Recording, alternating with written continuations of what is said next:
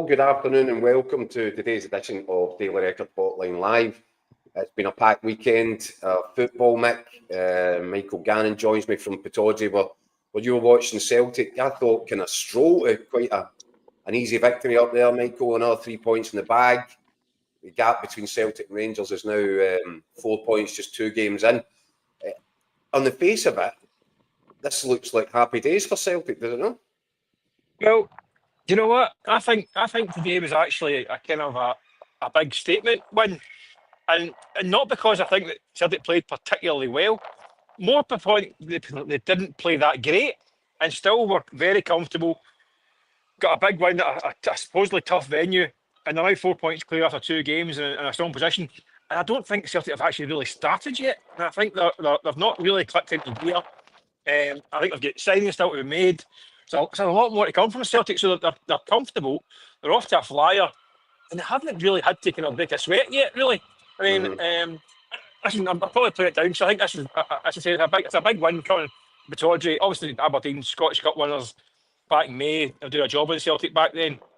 And I think Aberdeen started the game today pretty well. I think they were I'm surprised people the way they played. They didn't repeat their kind of 5-5-0 of Hampden a few months ago. It was a more kind of adventurous. It was still kind of cautious, but they were very proactive. They were intense. They were getting at Celtic, unsettled them for that first 25 minutes. I just think the goal, a really well worked goal with Celtic, and I think it took the rug out from under their feet. Aberdeen lost belief at that point. I think lost a bit of faith in the system, the way they're playing. I think Celtic took control, and I don't think they ever really kind of released that kind of grip. And they got their second goal, and they were pretty comfortable in the end. I thought Mike Aberdeen were really powder puff. There was a bit of aggression about them early in the game, but they actually never really looked like they believed they were going to get back into it.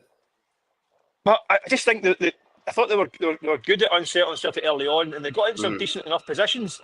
But they're so blunt in the final third. When they almost got to that final third and kind of like forgot what to do. It was almost like they didn't really know what the next step was. I think listen, Big Yengi up top, he's struggling. I think it lasted an hour against Hearts, another hour here. At one point, he actually got in the way of his own man, had a shot, and he blocked it. You think, and that's happening at the right time to go, big man. Really struggling. It was like, right, off you pop. So he was toiling big time. So there's no cutting edge for Aberdeen, and I think that lack of cutting edge helped kind of erode the belief that they could get something for the game. And then the second goal after that, the game is done. I say Celtic. I think you've got to give them a bit of credit. I think they weathered that first 25 minutes and kind of were patient, waiting for their opportunities. I think Kieran Tierney was really lively on that left side, despite him having a bit of a tummy bug. Apparently threw up at half time. He was sick at half time. Apparently so. Said to Ben Ross that I had a dodgy curry last night. I don't think he said no. I think it's like a wee bug he had. So I was sick at half time. I thought he was really lively. Others, I thought Benjamin Negrin looked much more like the player they signed. I think the last week he was a bit nervous at Parkhead for the flag day. I don't think it was him. I thought he looked more like himself. Having seen him in pre-season, that was what I saw in pre-season. I thought he was good. Really direct, getting in position in the box, scored, set up one, could have another. I thought he was decent. So I said, I don't think they hit their straps, but I think they were good enough to beat an Aberdeen team. I think Aberdeen. I think you're right, but Aberdeen get problems. I think that's 5 wins out of 29 league games. I think it's like 6 across the whole season, 6 in a row without a win. I think they look pretty bland. I don't know what the plan is really, the way they play. I mean, I quite liked a couple of the new boys looked a bit lively, but they kind of faded towards the second half. In dire need of kind of creative talents in the final third for a start. A bit flaky at the back. I just think Aberdeen have got issues. When you look at the league now, you look at Hearts and Hibs, Dundee United. I think Aberdeen are way off these three. I think they're way off.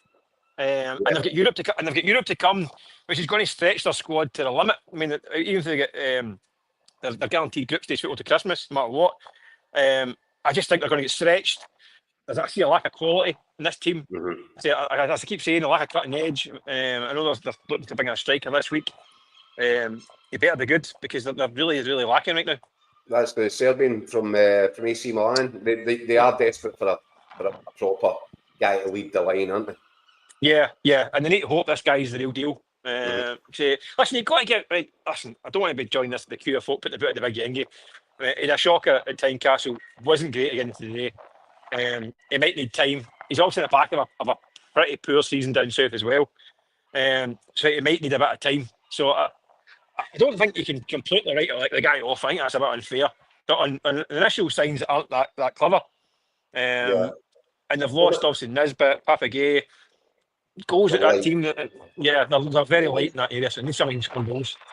From a Celtic point of view, though, Mick, couldn't have started any better. I had a few of our comments here, including Marzuno there, just saying Paddy Power have paid out in Celtic to win the league already.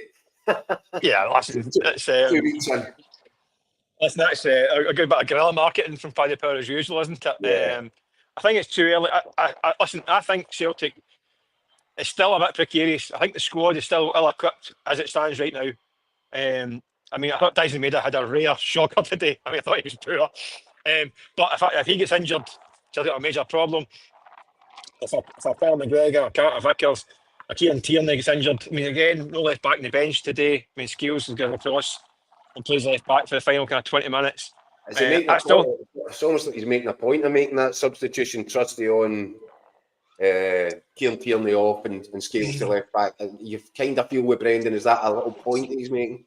Listen, we always look at Brendan Rodgers and we think it's like he's kind of blinking out messages in Morse code, don't we?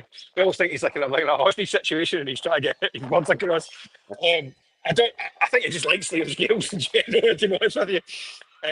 So maybe a bit of that, but I think he does need a backup left back. There's no doubt about it. Tierney, I think, is again, he showed his class today for an hour, but he's still not beyond that hour stage yet. I know he was ill today. So, and listen, they're 10 days away from a European qualifier. Kieran takes a sore hamstring in training. They're major problems. Dyson Maeda pulls up next week again in the cup. Major problems. Again, James Forrest, if he has an injury, major problem. There's too many gaps for Celtic just now that aren't covered. They're not going to cover them now. Anyone coming into this team this week isn't going to be ready really for the qualifier. They might get a bit of time, but they're not going to break out in the start lineup for next week. So this is the team that's going to need to start the European Champions League qualifier next week. John Curry saying Rodgers wasn't wearing his club tie today. Another message. It's Morse code. It's Morse code. He's not signing a contract. No tie, no contract. It must be. It was quite nice today. It was quite sunny up here today, so I don't blame him. But in terms of his demeanour after the match, Mick, he seems a bit deflated to me just now. And he was asked, I think, about the prospect. Has he got any prospect of getting some new players in the door ahead of the deadline to register for the playoff, Champions League playoff? He kind of shrugged his shoulders, and it's almost like he's. I don't know. I was going to say it's almost like he's getting sick of the whole thing, but you just don't know with Celtic, because it would be so unlike them if they didn't come with significant sums towards the end of this window. There's something going to come. There's something has to come. Yeah. Listen, I don't think he'd anyone left to go after last week's pre-match press conference. I think he was building up. We were pre-season with him, and every week, every game, his message was building up about even players. And obviously, before the game last week, he came right out and said, "Match my ambition," or "I'm off ski," basically. So I don't think he's got anyone left to go. So I don't think you can threat any more He's warnings or threats. He's done his thing, and they're still waiting. Obviously, they've got in Simpson Pusey, a defender, but he's still in the same situation he was before. And the qualifier's now right on top of him. So I don't know where else he's got to go. I do find it. I know the transfer market is difficult. I know the market Celtic are in. There's maybe players interested, teams interested in the players they're after, but it shouldn't be this difficult. It really shouldn't be. Kyogo's been gone now for 8, nearly 9 months. Kuhn was on his way out the door from the second half of last season. Mm-hmm. They've known that they're losing 2 left backs in the summer. They've only bringing in 1 Kieran Tierney. So these are things that have not exactly just jumped out of nowhere. If it was like a last minute move and someone tried to buy Rio Tati or Dyson Maeda, and it leaves you with a week to sort it out, I get it. Not 9 months. Not 9 months to replace these guys who are key parts of the team. Like 12 months ago, Celtic started last season like a house on fire. I think they beat Hibs and then they beat Kilmarnock, I think, the first 2 games, convincingly. But they had Kyogo, they had Matt O'Reilly, they had Nicholas Kuhn. None of those guys that are in the team, a couple of them haven't been replaced. See, I think Negrin could be the kind of the new Matt O'Reilly, that kind of role, the way he plays it. Not quite that level yet, but I think he could be. That could be the kind of role he fills. But I just find it a bit kind of bizarre that I don't understand why they sold Kyogo without a replacement lined up then in January, let alone to still be looking for a replacement in August. Yeah, and you could say the same about selling Kuhn early in the summer window. Why are you rushing? Why are you rushing to do that deal if you don't have somebody to come in? Well, I don't understand how you can say they can't sell Telio and Yang because they haven't got replacements. Well, you can't sell Kuhn without a replacement then. I mean, if that's the kind of criteria for selling players, then how can you do that? That's got to be across the board, and especially the guys that are starting lineup guys. So I find that a little bit bizarre. I mean, I know it's a tricky market, and I get all the fact that there's a lot of kind of shenanigans and players hedging their bets and clubs trying to maximise their players. But if you want somebody to go and get them, you don't get them, get somebody else. I mean, I'm not the market Celtic are in. They're not in. It's not like Man City, Chelsea, Real Madrid, when there's maybe a kind of select band of 25 players in the world that can go to these clubs, and they're all fighting for them, which means the £150 million, £170 million, whatever it is, the cost these days. So in a market of £5-6 million players, there's plenty of them. Go and get 3 of them. I mean, I maybe oversimplifying it, but I don't understand why they get to this stage again. And they end up having to pay more than they have to pay for. And listen, people batter guys like Ida and Trusty and then go to the head for their transfer fees. It wasn't their fault. So they paid more because they got them late. You can argue this, the quality only comes late. No. The expensive players come in late. So I don't quite buy that either. Because plenty of teams buy players early and sometimes they wait, some they don't wait. But I don't buy this and you have to wait for quality. It's not as if there's only 5 players that Celtic can sign the whole of Europe. There's plenty of players that can sign. So I find that a wee bit bizarre. I think it's a sign that things. Listen, Celtic have signed 27 players since Rodgers came back 2 years ago. In 5 windows, they've signed 27 players. 4 of them started today. Out of 27, 10 of them are no longer here in Scotland or at Celtic. So there's something clearly not quite. And listen, they've got plenty of money in the bank, and you can point to the recruitment and say, right, this works because they sell players and make loads of money. That's true, but in recent windows, that kind of starts to look a wee bit more. It's going to riot a bit, isn't it? And they kind of keep signing on player after player after player and then not making any impact. They need to sign players that are going to make an impact. And I just don't understand why that's what Brendan Rodgers is pushing for, though, Mick. But as we discussed previously, I'm starting to wonder, watching the time that Celtic are taking. What have they spent? £3 million so far. £3 million. Yeah. £3 million quid. So the fans just aren't going to accept that. That can't be the net summer spend, right? So that's not going to happen. No, it's not going to happen. That's not going to happen. But you do look at, and it's an argument that you and I have had before. I'm wondering if the Celtic strategy is changing on the basis that he was given a lot of money at the end of last window, and in an ideal world, I don't think Adam Ida would be leading Celtic's attack. Trusty's having to sit on the bench, and now Engels can't get into the team. So no, but I would counter that and say that it wasn't Rodgers that spent that money. The money got to that point because Celtic were malfunctioning in the market. Because Adam Ida wasn't a £9 million player in the January. It wasn't a £9 million player in the summer either. They ended up that way because of Celtic's dithering and kind of failure to get a buy-in clause. And I don't think it's ever seen as a first choice player for Rodgers anyway. It doesn't actually suit Rodgers' plan A as such. The high pressing, high intensity. He's a good plan B player for Brendan Rodgers. I think that's what he always will be. Yeah, so it's not Rodgers. People say, "Oh, he spent £30 million in 3 players last year." Yeah, that wasn't his fault. I mean, the Engels deal when it went up and up and up and up, and the longer it went on, the higher it got. He had to spend the money. That's not Brendan Rodgers' fault. If he said 2 weeks earlier, "I quite like that guy," I'd like, "I'm for £5 million," then yeah, fine. But the cost inflated, so it wasn't his fault. So I don't think the board can say, "Well, you spent £27 million in A3 last year, and they weren't that great. They didn't really set the place on fire, so you're not getting that money this year." That's bonkers, because it wasn't his fault to spend that in the first place. And it's very short-sighted. And all that stuff, his contract is a bit of red herring as well. They certainly need players for now, regardless of who the manager will be no matter what. Because managers, let's be honest, they come and go, and teams remain. I said that the team that's now is still pretty much the team that was built under Ange Postecoglou. So the manager who's in charge shouldn't really come into it when it comes to signing players. So no, I don't get it. I just think it's just the way that Celtic do business. I think it has to be a bit leaner, a bit quicker on their feet, a bit more. I'm not saying you take massive risks, but they're risking more now by not doing it, because they're going to this Champions League qualifier, which they should win, by the way, regardless of who they bring in. But there's no guarantees because it's August. I mean, look at likes of kind of Almaty or midway through their season. It's about 100 million miles away from here. There's like a 14 hour one travelling to get there. So it's fraught with danger. The reason why they've got a good home record.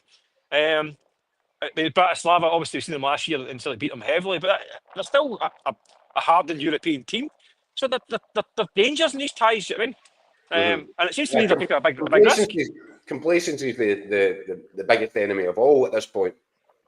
I don't even think it's complacency either. I think it's just a kind of a way they're working the market. I think they're not decisive enough to throw their hat on these players right away.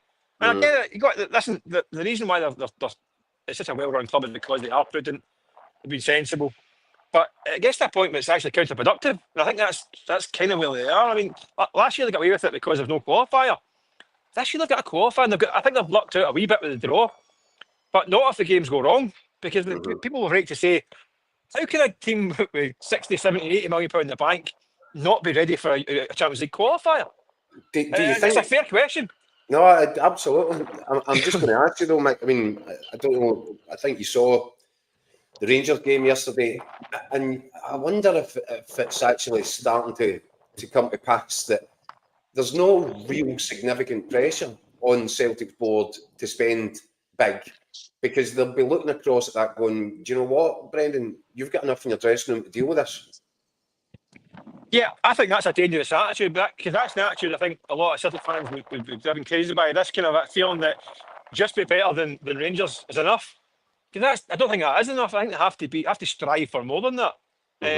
Listen, they've won the league 13 out of 14 years, and they've won 9 trophies up 12.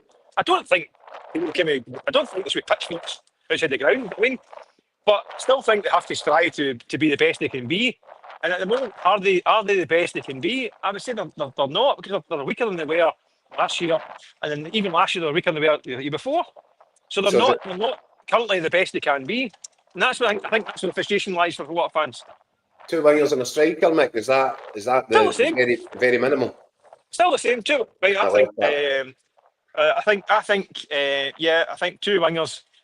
I think if they get 2 wingers in, I think you might see Dyson Maeda go back to the middle again. So I think 2 wingers and a left back, yeah. The striker thing, maybe, yeah, depending on who they can get. But I think if they can get another 2 wingers in and allow Maeda to play centrally, I think that would work, because I'm not sure Maeda and Tierney are quite clicking yet. Both fighting for the same space. Well, I think there's a lot of times they both want to hug that touchline. I think Tierney's the one that's been playing in the inner channel more often, and I think the goal came from there today, so he can do it. I just think it's not. I thought Dyson made a rare kind of stinker today. So I might be just judging that on the basis of the last 90 minutes. But I think Dyson Maeda suits the way Rodgers likes to play in terms of an attacker. I mean, he'll harass defenders. He's a first line of the press. I think he would work better through there than Adam Ida. I think Ida would still be a good plan B. So I think if he gets 2 wingers, then yeah, that changes the dynamic. Or even, I mean, I think he does need 2. I think Yang and Forrest one side and Maeda and Lee another side. Maybe even one on loan, because I don't think you see Jota till probably towards the end of the season at best. Yeah. So I think he probably does need 2, and I still think left back is still an issue. Clearly. Not. I don't think it's a panic station issue, because I think you guys like Scales can play there in Amura with a decent pre-season. Obviously, he's not in the bench today. But yeah, it's still the same shot list that they've been saying for weeks and weeks and weeks. Hasn't changed. Yeah. Well, as we said, Mike, there's actually it's a packed weekend. There's 2 brilliant games going on right now as we're speaking. What's the score, Keith? I've not seen the scores. It's Dundee United 2, Hearts 2. Hearts went 1-0 up through a Shankland penalty. Dundee United come back. Dolchek scored a couple, I think. And now Hearts have equalised second half, 63 minutes gone, 2 each. It's the same scoreline, Hibs at home to Kilmarnock, even though Hibs got off to a flyer, were 2-0 up and looked as if they were well on their way. But this is interesting because I'm looking what happens in the last half hour of these matches, because Hearts and Hibs, I think there's the potential here. Celtic have got things that require sorted. Brendan Rodgers doesn't seem particularly pleased with life at the minute. Rangers are all over the shop.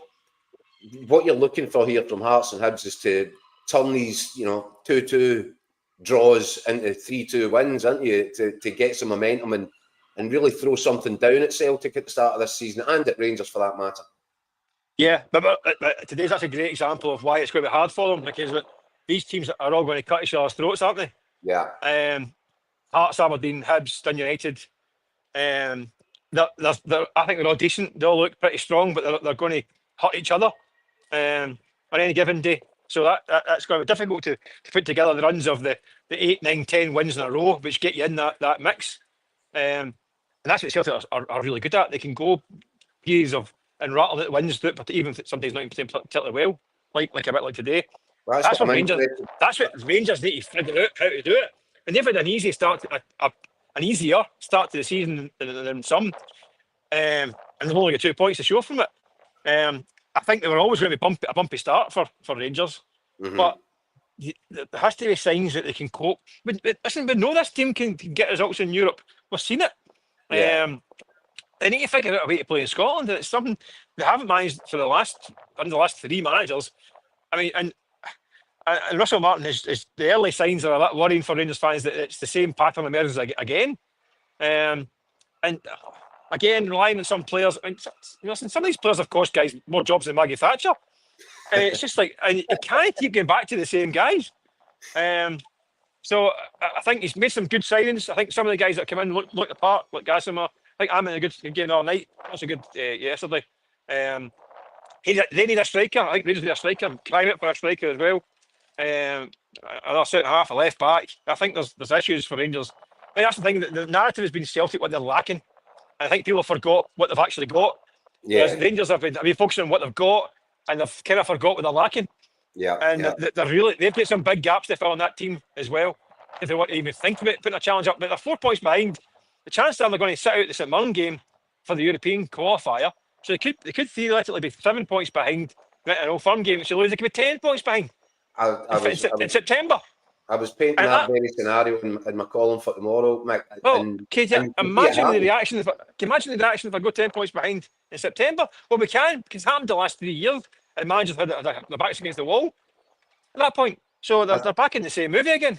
I think the strange thing for me is, though, I'm watching, and obviously we know Russell Martin's an ideologist. He's got his theories on how the game ought to be played.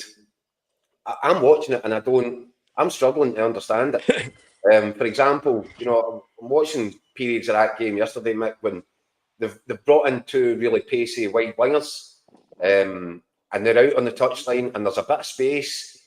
But see, rather than just pick a pass and just let one of them go and attack the area in front of them, time after time they went back the way, they went inside. If they did get finally across to the wide man, it was 5 passes. It's 5 passes for one will do. And that surely isn't what Russell Martin had in his mind's eye when he wanted to redesign the way they play, because it made it really easy. He's come in as the guy that's meant to help them deal with this low block and teams that come to sit in at Ibrox. The way they played was absolutely handmade for Dundee's tactics yesterday.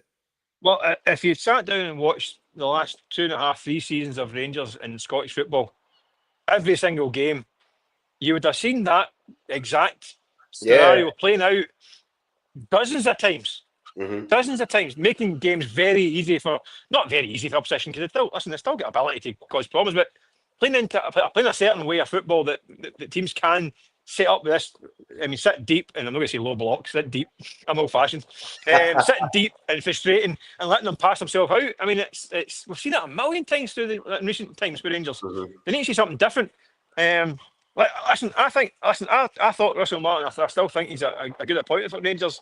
I think he needs time. It is going to be a bumpy start, but they need to see signs domestically that he knows how to break teams down. Not seen it yet. I've not seen it yet. They still give away off a lot of chances as well, and you get the feeling that a right good team is going to take a few off them the way they play. Well, they're giving away more chances now, Mike, with this style of play as well. So it's a difficult one for the Rangers fans to sit there, watch it, square it off, and think, yeah, we'll give you all the time and patience in the world. You're right. They need to get signed. They need to be given some sort of evidence that Russell Martin is going to move them in the right direction. Yeah, that's what he needs. And the thing is, I said he's not going to get much time. I said, if they don't play that St Mirren game, they've got a European, obviously the European game, they've got a cup tie, which should be straightforward. They're into a game against Celtic. Again, weirdly, we're still in the same movie as the last couple of seasons. That might suit them to play against Celtic.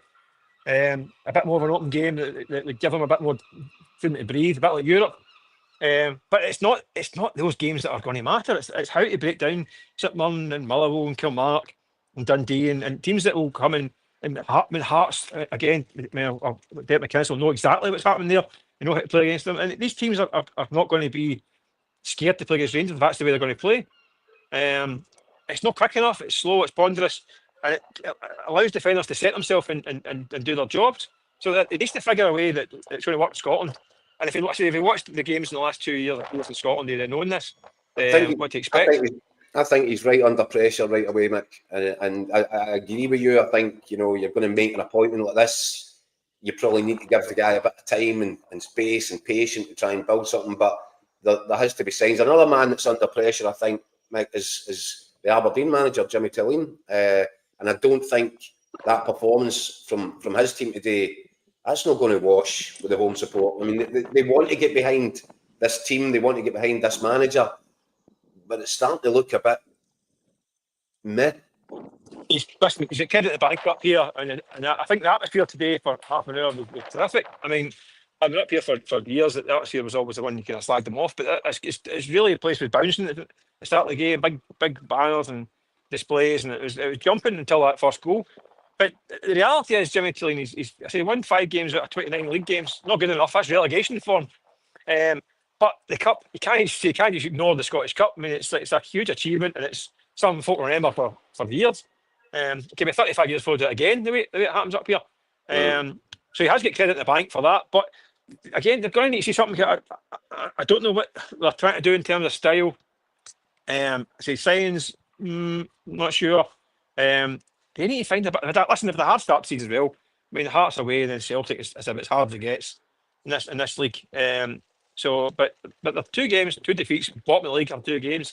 And then another one, they're also not going to play now because I think Dundee United were meant to play and that game's getting binned for the playoff. It looks like that they get through. So it might be a long time before they play again in the league. They've got the Cup and they've got Europe.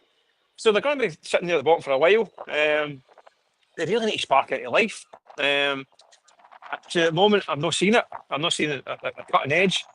I see a highly fragile team that when it goes against them, they get a bit down themselves and it goes a bit of lead. So it's going to need to. I think he will get enough credit that will get him through further than most because of the cup win. But at some point they're going to need to see something. Yeah. All right, Mick. Well, look, I think they're trying to pack up behind you there. So I'll let you hit the road. Try and see if you can get through Dundee without getting snarled up in the Hearts traffic. Good luck with that. Oh, I might have to stop something for a wee bite to eat there. Before you go, it's 72 minutes played. Dundee United at Tannadice. Dundee United 2, Hearts 2, Hibs still 2-2 at Kilmarnock. So if there's going to be a goal or match-winning goals at these games, they're going to have to get the finger out. Anyway, Mick. I'm happy. I'll get both teams to score. Keep them on. I don't care. I'm happy. I'll let you get back down the road, mate. No worries. Catch you later on. Thanks, Mick. And a little bit earlier today, another couple of colleagues that are also on their travels, Scott McDermott and Andy Newport, I caught up with them as they made their way to the Czech Republic for the second leg of Rangers' Champions League qualifier against Viktoria Plzen. And obviously, they had a bit to say themselves about what they watched at Ibrox yesterday. Lads, I know you're halfway to Prague just now. Where have I got you?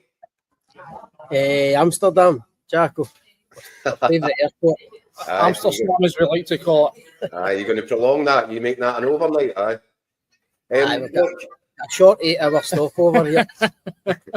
Scott, you were at Ibrox yesterday, and I think you probably were thinking going abroad, second leg, Rangers in a comfortable situation. This should be easy, Ozzy, but it's anything but because of the nature of the performance that Rangers put on again yesterday, and real serious questions now over what it is that Russell Martin's trying to achieve.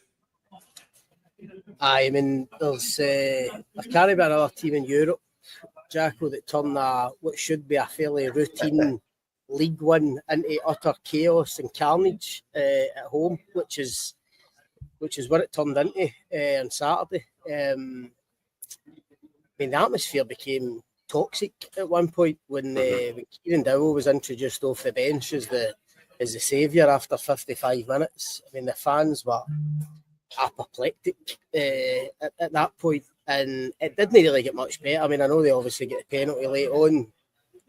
They thought they'd won it, obviously, with Dessler's goal, which would have been a travesty, but I mean, that doesn't tell half the story. It was abject. I mean, first 45 minutes, and this is why the punters are so angry, because that first 45-minute performance is something that they've seen time and time again under 4 different managers.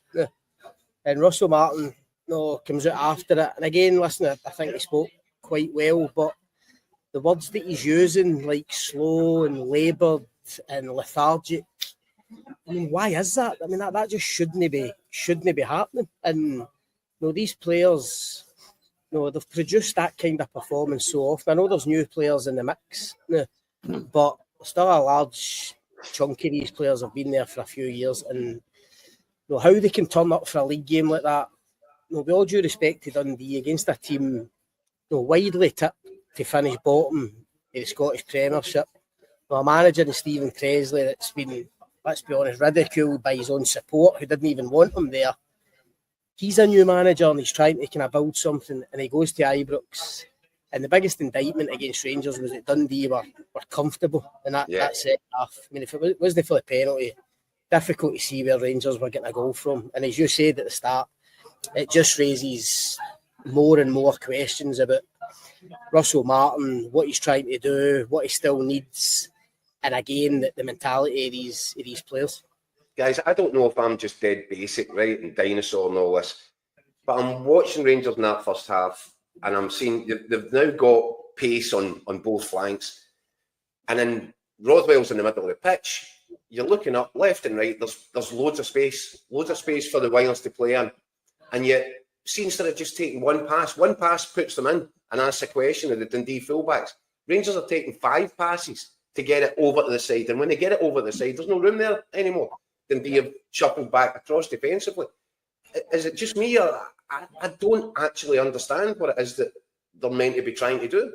Yeah, I spoke in the Record Rangers podcast last week about what the opening 10 minutes of this game would tell you about this Rangers side. And it's, we look back to last season where they wasted entire first halves of so many games just by going out with this really slow, tepid, lacking aggression sort of mindset. And it was going to be interesting to see if Russell Martin had managed to eradicate that. And I think on the evidence of Saturday evening that is still very much deep-rooted in this team, this inability to just go out and put the game to bed early. The year Rangers won the league, and again, it's a different set of circumstances because of the COVID situation of fans, but the amount of times that they took pressure off themselves that season by scoring goals early and changing the game and making the opposition have to then come out and step out and come to them. But again, as it happens so many times this season, they start slow, they allow Dundee to get their shape, and they just sit there. I mean, we've spoke about Russell Martin, the whole, the root of his philosophy is basically trying to tempt the teams out, open up the space and exploit the space in behind. But that was Dundee did not want to come out their shape, refused to come out their shape until Rangers get in the final third, and that was the only time the pressure came. But that's the thing, Russell Martin said after the game that it's a learning process for the players because they now know what they have to do against a low block. You need to play with speed. You need to play with Russell Martin is the reason he's here is because Rangers were used to watching, as you said, Scott. They've seen this film over and over and over again, and they know how it ends. But that's what I'm saying, Jack. How can players know that it's going to be that type of game? I mean, are we saying it's are you guys saying it's a mentality issue more than it is a Russell Martin issue? I think if they come out with an aggressive attitude, if they come out determined to win the game in the first 10 minutes and take the game away from the opposition, I think you've got to say that's a mentality thing. The inability to do that. We watched Celtic all last season score goals so early, so many times, and basically wrap up the game within the first 20 minutes. That's because they've got a winning champions mentality. I think this Rangers team have got everything to prove that they've got anything like that. Right, okay, well, let me throw this one at you. Max Aarons, because if it's, we're questioning mentality here, well, he's new, and the manager seems dead set to persist with playing him at all costs, whether it's right back or left back. I have seen nothing in the 5 games that he's played to suggest that he's worthy of a place in the starting 11. And worse than that, every time he gets the ball, I said previously, to the naked eye, it looks to me as if 70% of his passes go back the way. Now, that's a question of Russell Martin's judgment then, surely. He's been hugely disappointing, Jacko, and listen, it is only 5 games, but what else can you go on? Rangers fans expected this boy to come in. I think they expected him to be a marauding fullback. A younger James Tavernier. A younger Tavernier. And he's a downgrade on Tavernier.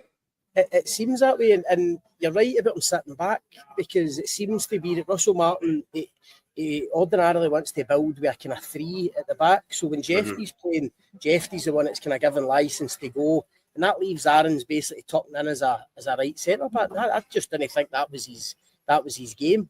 No. But aside from performances, Jack, and I think you've touched on it there, my worry with Aarons at the moment is, especially on Saturday, he looked as if it was getting a bit too much for him in terms of the crowd. The crowd were on top of him. The second half, the crowd wanted him to really deliver and make an impact, for right back, whether that be crosses or overlaps or whatever. And time again, he took the safe option, whether it was a 6-yard pass to the wide player or even worse, going back the way or inside. And I think it's a concern. I mean, look, I feel for him slightly in the sense that he's had to start his Rangers career playing out of position. I don't think it was easy for him, particularly that night in Athens against Panathinaikos when Pellistri was going at him. But the early signs are not good. And no, the fans were actually desperate for Tavernier to go on the pitch for Aaron. Having spent the last 5 years desperate for the goal. Exactly. I think that's the crucial things what you're saying there, Scott, about he's obviously come in and started at left back. I think first impressions count, especially in Glasgow, especially at Ibrox. I think people have seen him at left back and have said we're no impressed with him, and then whatever wiggle room, whatever grace period he has, that shortens considerably. Even when he goes on the right side, and I imagine he already feels like he's under pressure to perform, to show something. And if you know that type of character that can handle that, then you can walk a wee bit, you can go into your shell a wee bit, and I think that's what we're seeing with him. I think we're talking the way through, Scott, about how not many. I can't think of many Rangers players that have got off to a bad start and been able to win over fans eventually. I think this is a place where you really have to hit the ground running. And if you don't, then your fate can kind of be sealed. And as we say, it's very early days yet, but the history would suggest that unless Max Aarons can turn this around pronto, winning over the sceptics is going to be very, very difficult for him. Yeah, but I think it's for Martin as well, and he's leaving Raskin on the bench, and the fans, with good reason, can't understand that. Well, I'm just saying that goes for Russell Martin as well, because fans are already leaping to conclusions about him. So. Well, listen, I know you guys have got to catch a flight, so just very, very quickly, I take it you don't foresee any dramas on in this second leg? It's a big European game, Jacko, so the players will turn up and they'll go through comfortably, no doubt. Right, brilliant. Well, boys, enjoy the match, safe travels, and I'm sure we'll get you on some point in the next couple of days. Cheers, Jacko. Scott McDermott and Andy Newport, they're on their way. What you didn't see was the pint glasses that were just out of reach of the camera. But I think they'll be well on their way to the Czech Republic, and they'll be keeping you guys updated with all the Rangers developments over the course of the next couple of days ahead of that second leg. As you can see, Daniel Caw is selfishly gone on holiday, so I'm left to man the fort. I just want to thank you all for all the comments. It's been brilliant, as ever. No show without you guys. And we'll be back, hopefully, with some company at 6 o'clock tomorrow for tomorrow's version of Hotline Live. Thanks very much, everybody. Cheers. Good night.